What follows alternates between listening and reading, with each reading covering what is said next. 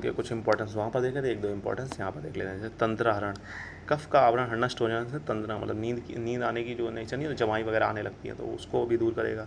संधि स्तब्धता, स्वेदन से संधि स्तब्धता नष्ट होकर संधि की प्रबल चेष्टा के लिए सहायक होता है, मतलब जो स्टिफनेस और जॉइंट थी वो भी दूर हो जाएगी। फिर दृष्टांत, शुष्काणि ही कष्टानि स्नेह स्वेदोपादने ही नाम्यंती यथा नान्यम की पुनर्जीवती नारायण। जैसे सूखी हुई लकड़ी को स्नेह स्वेदन द्वारा कोमल बनाकर मोड़ा जा सकता है, वैसे शरीर की अकड़ाहट झगड़ाहट को स्वेदन द्वारा दूर कर इच्छा अनुसार घुमाया जा सकता है। ये आचार्य चरक ने इसका कॉन्सेप्ट दिया है कि अगर हम लोग लकड़ी में भी, अगर लकड़ी है तो उसमें, अगर लकड़ी है बिल्कुल सूखी है, उसमें भी अगर स्नेह स्वेदन करें तो उसे इच्छा अनुसार घुमा सकते हैं, तो शरीर को काहे नहीं घुमा सकते, ये कहने का कॉन्सेप्ट। अब लोग सेकंड टॉपिक स्टार्ट करेंगे, स्वेदन द्रव्य, क्या क्या द्रव्य होते हैं उनके बारे में पढ़ेंगे।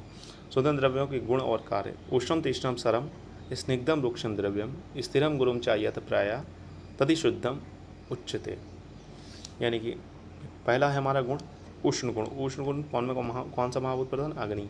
तो इसका काम क्या है? आम पाचन है, स्तब्धता है, गौरवता को नष्ट करेगा, शीत का नाश करेगा, अग्नि दीप्ति करेगा, श्रोतोमुख करेगा, श्रोतोमुख विस्फारण यानी श्रोतोमुख को बड़ा करेगा, मतलब डायलेशन ऑफ चैनल्स करेगा। इसे किसमें का उपयोग कर सकते हैं? इसका अवस्था में विशेषता लाभकारी, शोधन पूर्व उपयोग। शोधन से पूर्व आप इस प्रकार के द्रव्यों का इस्तेमाल कर सकते हैं। तो तीक्ष्ण द्रव्य है, उसमें क्या है? अग्नि है, ये दाह, पाक, स्त्राव, दोष विलयन, कफवात शामक और लेखन का कार्य करता है। इसे कब प्रयोग करना है? तीव्र कफवात विकारों में इसको प्रयोग करते हैं हम लोग, ठीक है। उसका आता है हमारा सरगुण। सरगुण किसमें इस्तेमाल? सरगुण वायु और अग्नि महाभूत प्रधान है। अनुलोमन, प्रसरणशीलता, दोषों को शाखा से कोष्ठ में लाना, कफ बात का दोष निशारण हेतु करते हैं। स्निग्ध हो गया, पृथ्वी और जल इसमें है। एक आय के लिए बलवर्धन, त्वक मृदावता, वात को हरण करता है। वृष एवं व्रण प्रसादन है, वात प्रकोपजन्य स्थितियों में प्रयोग कर सकते हैं। उनाम में निषेध है, ठीक है इसका। रुक्ष में वायु अग्नि होती है। शोषण, स्तंभन, कफ और त्वक की रुक्षता, आम बात कफ वृद्धि में उपयोगी है।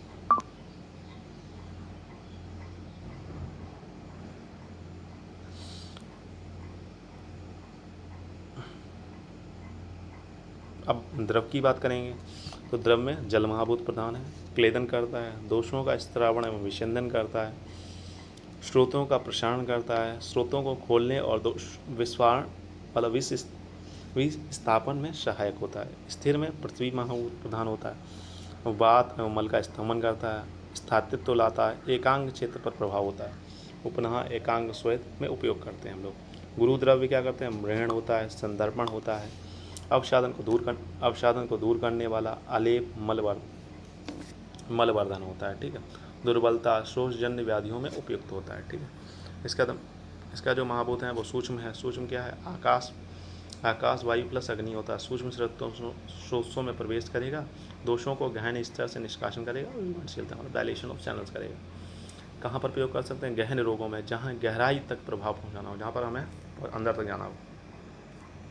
स्वेदोपक द्रव्य क्या होते हैं? वे द्रव्य जो स्वेदन की क्रिया में सहायक होते हैं उन्हें स्वेदोपक द्रव्य कहते हैं। द्रव्य कौन? जैसे सैजन हो गया, एरंड हो गया, श्वेत पुनर्वा, रक्त पुनर्वा हुआ, यव, तिल, कुल्थ, मांस, वेर और रक्त। पिंड श्वेत में प्रयुक्त द्रव्य कौन कौन से हैं? तिल, मांस, बुटके। तिल हो गया, मांस हो गया, कुलत्थ हो गया। आम्ल द्रव्य जैसे ओदन, पका हुआ चावल, घृत, तेल हो गया, मांसयुक्त ओदन हो गया, पायस्या हो गया, कृष्णा हो गई। कृष्णा मतलब खिचड़ी हो गई। नाड़ी श्वेत एवं वगा श्वेत में प्रयुक्त द्रव्य कौन कौन से हैं? वरुण हो गया, अमृता हो गया, एरंडमूल हो गया, शिंगरू हो गया, मूलक हो गया, वसा हो गया, वंश हो गया, करंज, अर्क, अश्मंतक, शोभांजन, शैरेक, मालती, तुलसी, दशमूल, मदिरा, कांजी, दही का पानी और गौमूत्र। इनमें से कोई 4-5 अगर आप याद कर लेते हैं तो काफ़ी है, ठीक है। इतने सारे दिए गए तो कोई 4-5।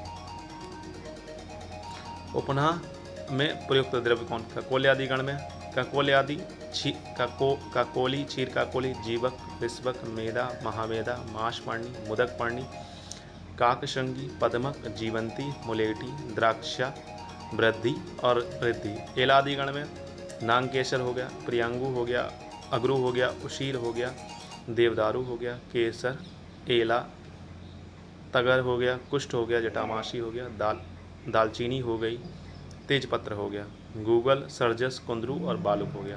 सुरसा आदि गण में क्या हो गया, सुरसा, निर्गुंडी, वायविडंग, कश्मर, विडंग, विष्ट मुष्टिका हो गया। चक्रोक्ति गण, गेहूं का चोकर, जौ का आटा, लवण, अम्लद्रव्य, स्नेह, सुरा बीज। ठीक है।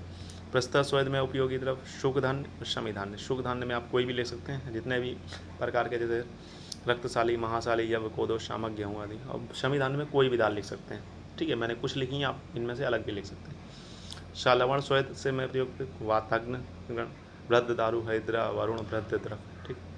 विदारी गंधादि द्रव्य में शालपर्णी, भूमि, कुष्मांड। ठीक है। दशमूल में गोक्रू, शरिवन, पिटमन, कटेरी, बिल्ब, गनियार, पठाल, गंभारी, सोनपाटा।